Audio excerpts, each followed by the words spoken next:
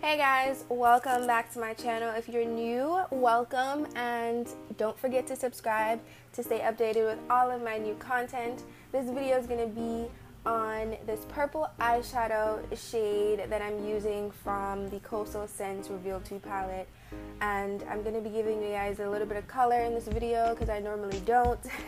So if you want to see, continue watching and stay tuned. So this is my bare face, and as you guys can see, I have my puff balls. I have my real natural hair out today.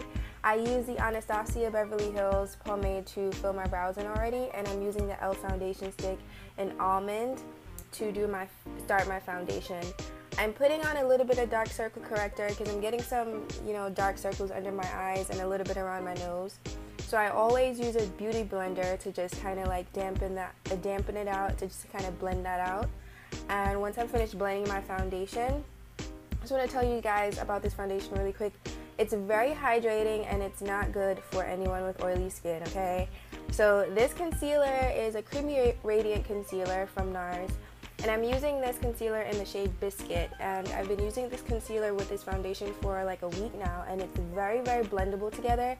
So I would recommend you use it with a creamier foundation just to blend it all out, and it comes out seamlessly.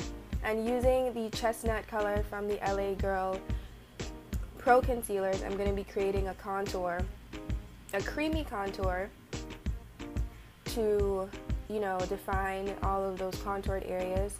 And then I'm going to be blending out my highlight afterwards. I find that when I let the highlight settle in my skin a little bit, it stays longer and it blends better.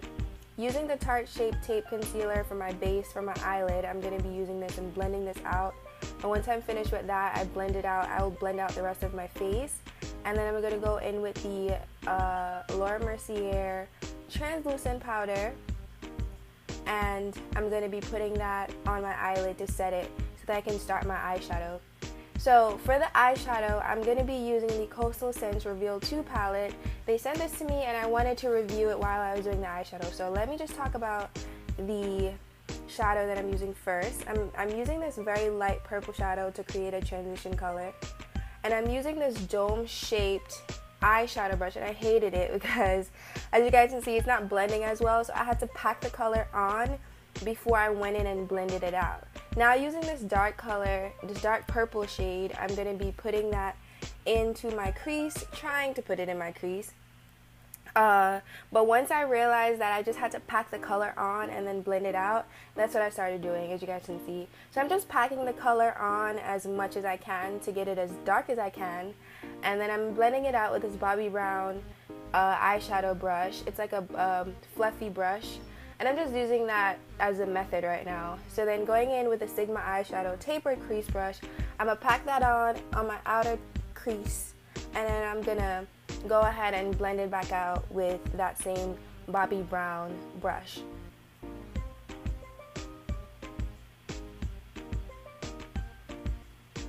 These eyeshadows, they are as pigmented as you can make them. You have to pack on the color with these eyeshadows, and I mean I think they're $10, $11. For that price, you're getting a lot of shadows, and you just have to work with what you can. So that's what I just did with this look. And I'm using this concealer, the Tarte Shape Tape Concealer, to put on my base for a cut crease.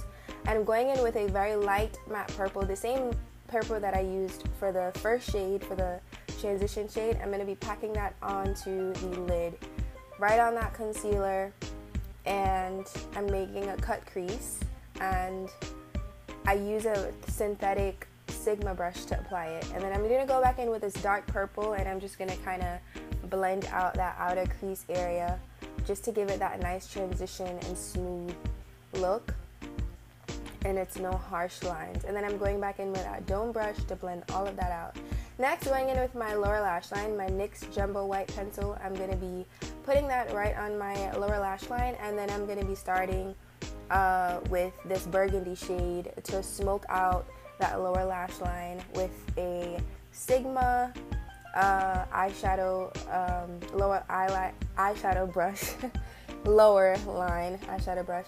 And then I'm going in with this deep orange shade from that same palette, and I'm going to smoke that out a little bit more. Wipe off all that excess powder off of my face with this powder brush from Real Techniques, and then I'm going in with this MAC Deep Darkest Skinfinish to give my face a little bit more depth and definition and warmth, because I was looking a little washed out just now. And this is the Bobbi Brown brush I'm using for that. And then I'm going to be going in after my nose contour with the same MAC finish. I'm going to be putting on my mascara, and then I'm going to be applying that Mermaid Fantasy Diamond Glow Powder from Artist Couture in my inner tear duct. And that's going to be my pop of color. I thought that this purple with this green color was like perfect, so I decided to do that. And then I'm going to be applying my lashes from Labella Winks in Mink Lashes in the name Labella.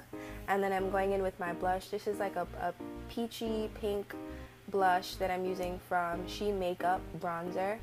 And then I'm going to be touching up my brows a little bit with, you know, my Anastasia Dark Brown Pomade.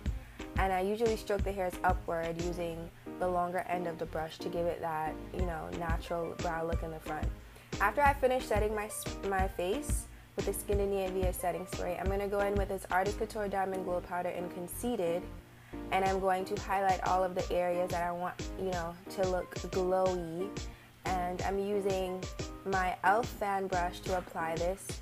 I make sure that I wet the brush and I dry it a little bit before applying this powder, because it can come out to be very patchy if you don't do that. And applying my NYX Buttergloss in Ginger Snap, I'm going to be putting this on my lips just to finish off the look. And once I'm done with that, I'm going to be using a makeup wipe to remove all of the foundation from my baby hairs. I give you guys a crisp tip. And I'm going to be putting these in my videos from now on, so you guys can have little tips and tricks from my little brain and my experience of doing makeup to give you guys a better experience and an easier experience. And this is the final look. I am talking way too much. I think it's because I was drinking coffee earlier, but this is the final look, and I really hope you guys liked this video. It's a very different makeup look than I normally do, and I felt like this is the perfect look for this palette. I really hope you guys like it, and if you are not subscribed to my channel already, what are you waiting for? Like, what are you waiting for? You need to subscribe. Like this video, and I will see you guys in my next video. Leave me a comment down below, subscribe, like, and I love you guys so much. I'm almost at 30,000 subscribers. Thank you guys so much. Bye.